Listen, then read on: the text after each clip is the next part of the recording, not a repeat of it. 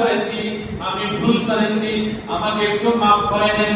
আল্লাহর কাছে বলেন আল্লাহ যেন আমাকে ক্ষমা করে দেয়। এই কথা বলার পরে নামাজের সময় যখন হয়ে গেল, নবী আমার নামাজের মধ্যে গেলেন।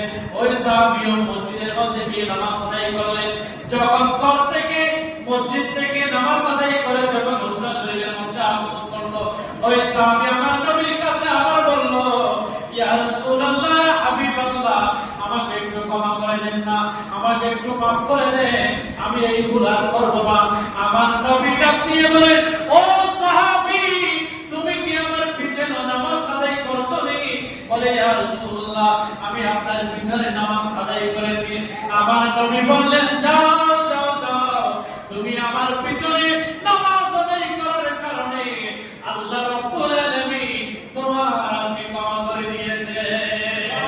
বললেন, হায়াতি খায়রুল লাকুম ওয়া মামাতি খায়রুল লাকুম। ও আমার উম্মত, আমার এই জীবন পৃথিবীবাসীর জন্য যেমনি ভাবে উত্তম, তেমনি ভাবে আমার কবর জগৎ, কবরবাসী যারা আছে তাদের জন্য উত্তম।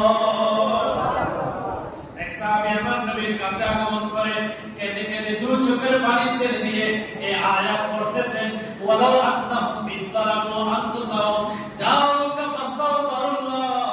এই আয়াত যত পড়ে চোখের পানি ততভাবে ঝরে।